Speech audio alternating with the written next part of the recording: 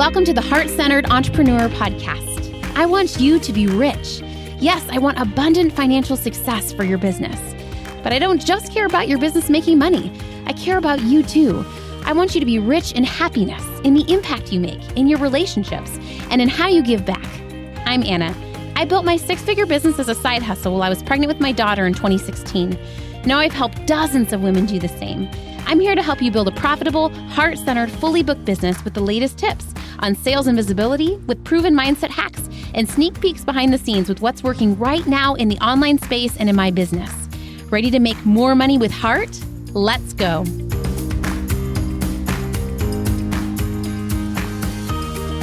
Hi, friends. I'm so excited to do a two-part episode for you with a story from the start of my business that I don't think I've ever shared with you before, but it was a huge sticking point for me when it came to allowing more massive waves of money and clients and sales in. So I hope it's useful for you. This one's going to be a little bit more story-based, and then we're going to get a little more granular in the next episode. But I really want to talk about first just why I love the online space so much. Because I feel like women are able to make massive money on skills that they were never really valued before, right? Soft skills when it comes to coaching and listening and mentoring and helping people with change, that high level thinking, talking type work, right? Also creativity, also even like admin. I think it used to be that like admin work, project management work, VA type work before it was online really wasn't valued. And I really feel like as we become entrepreneurs, the reins come into our hands with how much we can charge for these skills. So that's just an aside to say, I'm so grateful for the online space, which is important. I think, we can see some of the like downsides of the online space. Maybe there's a person or two that's doing something unethical but just remembering that every industry has pros and cons, but I just think ours has so many cons, and I'm so grateful to be in here with you in the space where you can get the credit and the high paycheck for your brilliance. Maybe you just want to take a second and affirm that right now and put your hand on your heart. I know I'm a brilliant woman, or fill in the blank, highly creative, highly organized, highly empathic. Think about that soft skill that you monetize. Is it your creativity? Is it your organization, right? And I really think how beautiful, thank you God, or thank you universe, whatever you want it to be, that I can make a limitless amount of money with this skill. Maybe it's with coaching or done for you work. Maybe it's by creating an e-course. Maybe it's by writing a book.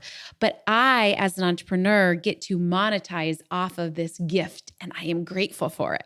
Okay, what I want to talk about is I think it's beautiful that you not only get to monetize on that soft skill in the delivery to your clients and what they pay you for, but I actually think we get to monetize off our soft skills in the marketing and sales realm. And today I want to talk about how you use your skills of creativity and listening and organization to be your best employee and be an amazing marketer, networker, relationship builder for yourself, right? I was talking to a client about this last week too, about how, people say that sales and marketing have to be done a certain way, but I actually think heart-centered women, we have the keys to the kingdom when it comes to marketing and sales that work so good. Once we can release the icky feeling around sales and marketing, once we can make it our own, right? I just feel like I've leaned so hard into that, and I've really made sales and marketing my own and paved the way for that for you guys too.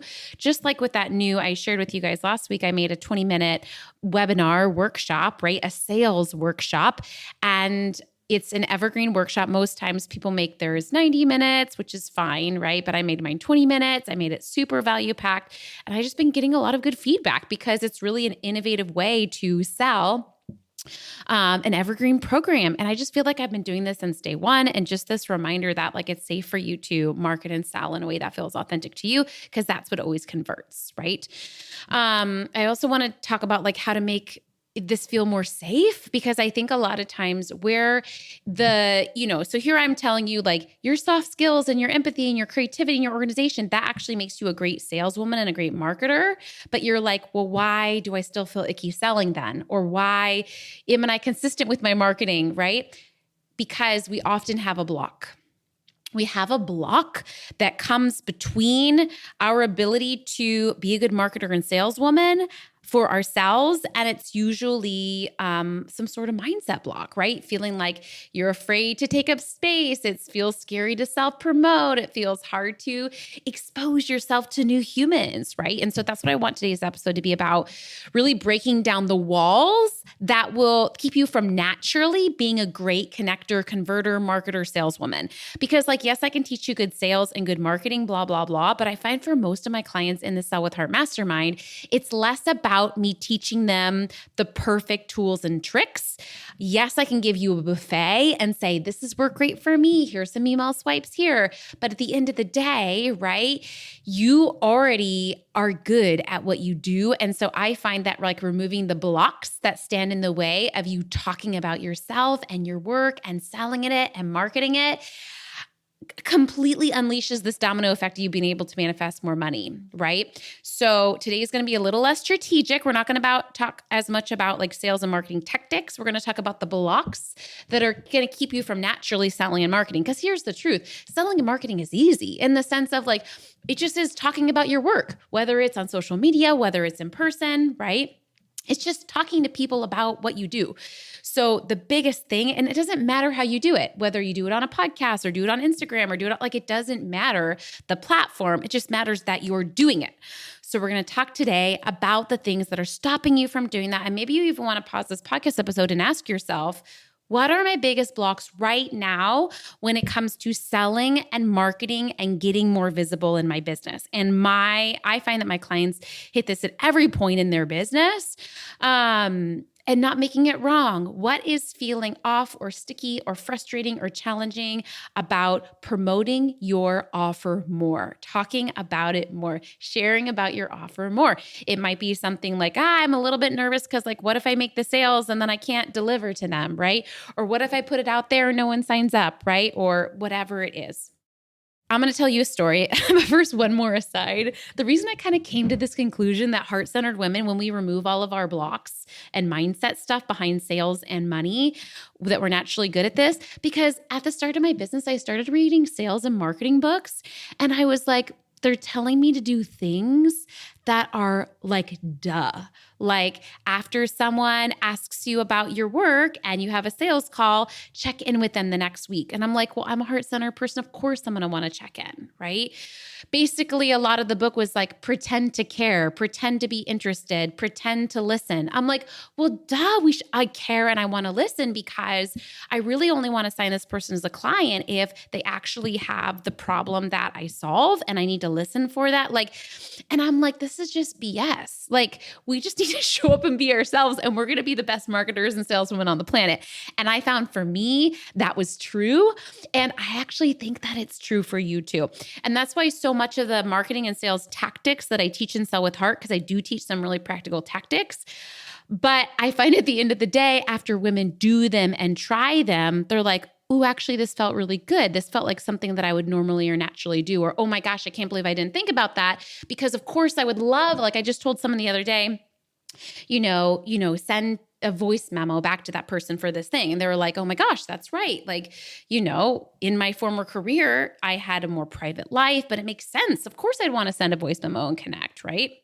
So here's the story that shares one of my blocks, and I hope that it maybe helps you think through what's one of the ways that you are self-sabotaging and getting in the way of your natural selling and marketing ability. So this is a little embarrassing. My first coach called me out because I was converting so high on my sales calls. And this is not a bad thing, right? I just had a client message me yesterday from the mastermind that was like, oh my gosh, I did the math and my sales are converting at 60% from people that hop on calls with me, right? But it was a little bit different for me because basically my coach called me out and realized I was only getting on the phone on sales calls with people that were already 100% yes to my program. Right. And the sales call was more the formality. And she's like, why are you even doing them then? Right. And we uncovered it was really because I didn't feel safe saying no to people. And it felt like if I got someone on a sales call, I felt obligated to them. And I mean, this is another story for another day of like why I was doing that, right? But I think I was just in a season where I was in survival mode. I felt like my time was so scarce. I felt, I had a hard time trusting people. And it felt like I don't want to take on any more people or liability or pressure. And so I really want to make sure they're a dream client before they're on the call. And why this is a problem is because it really, and at that same time, I was also like, why don't I have as many clients as I want to? You know what I mean? And we need to remember, for me, I needed the reminder that my sales call was the filter, right? Versus I was trying to filter before the sales call. And like trusting, I think for me, it was getting comfortable exposing myself to new people and learning how to say no.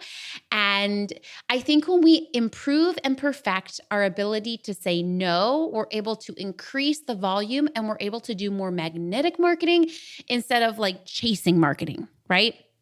Okay, here's what I mean by that, right? Like another one of my clients was struggling with a chronic illness, and she was like, Anna, I really want to sign clients, but also like, what if I get a migraine, right? And then, I'm not able to support them, and then they're disappointed with me, and then they leave me a bad Yelp review, like all the things, right? So what we did is we crafted a little letter of what she could send to her clients if she was having a debilitating migraine that basically said like, hey, I'm so sorry, we're going to have to cancel our session tomorrow. I'm going to move it to next week. Here are my available appointments to make it up to you. I'm going to add 10 a minute, like whatever, right? And that made her feel so good about signing clients, right? Same thing with me and my coach. And so I really created a plan, a safety plan for like what happened if I got on a sales call and it was a no. Well, number one, I just really didn't sell to them. I was like, thank you so much for sharing your story with me, and I just kind of left it. And when I didn't pitch, they really didn't even ask me more about my services. Or if they did, I would let them know like, okay, awesome. I actually don't think I'm a fit for you, but here's what I suggest. And I would like either refer them to someone or like, and it was totally fine, right? I don't even know if I ever used it, or I think I might have once, but I drafted this email of what I would say and follow up with someone.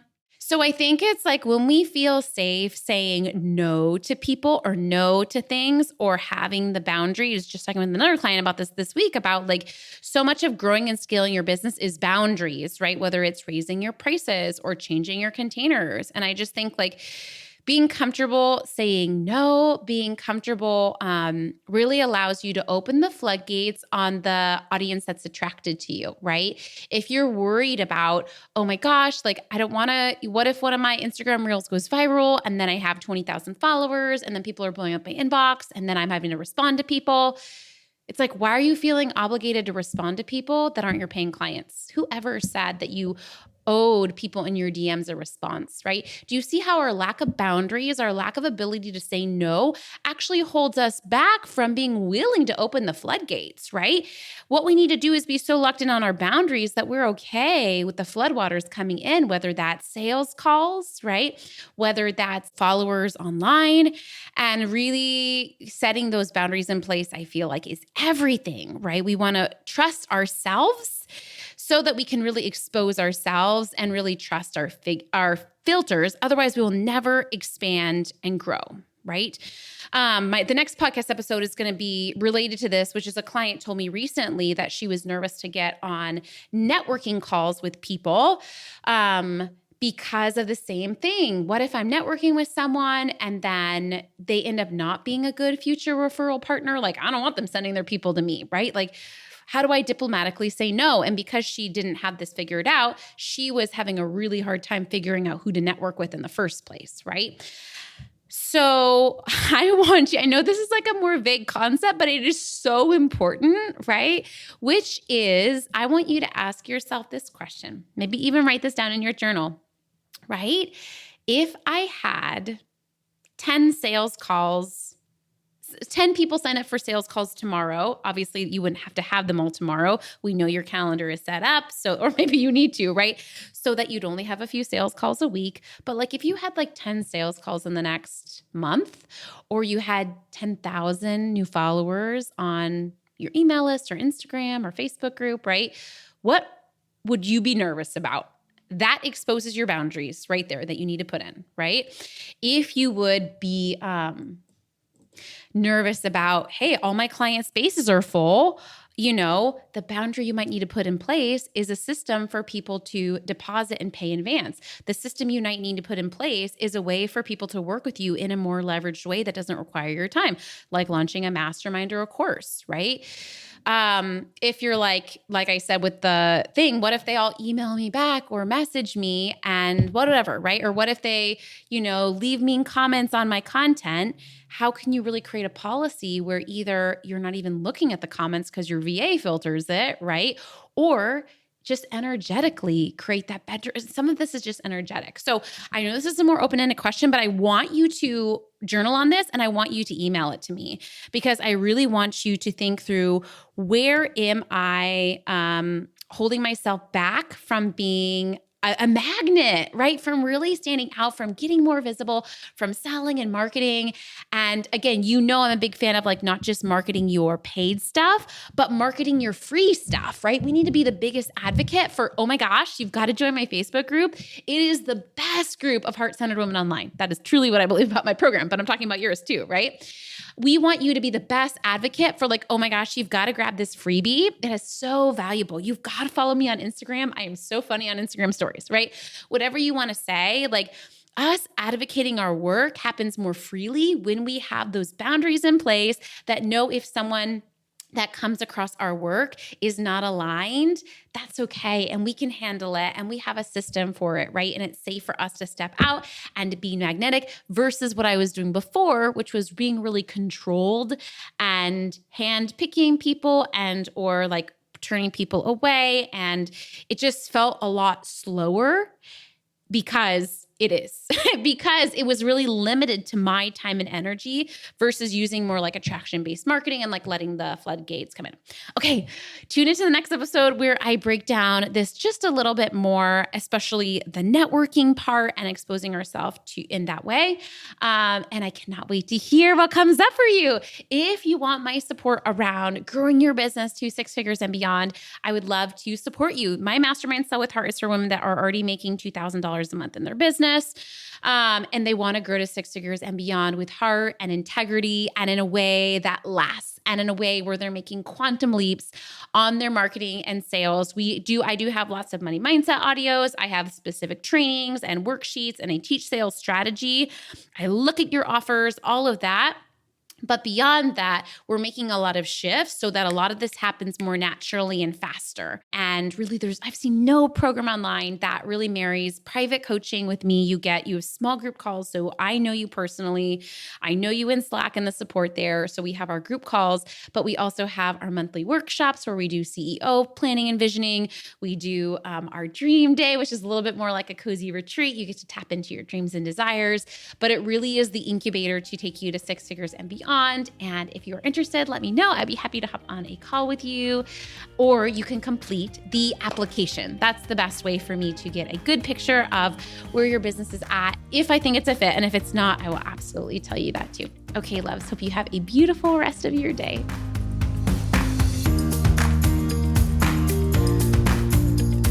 Thanks for hanging out today. Please hit that subscribe button so you can make sure to stay updated anytime a new episode drops. And I would love for you to join me in my free Facebook community. It's called The Heart-Centered Entrepreneur. We discuss the podcast episodes. I regularly go live and do free trainings. And you may even meet your newest biz bestie. So you can join at heartcenteredcommunity.com. It's absolutely free, and I cannot wait to see you in there.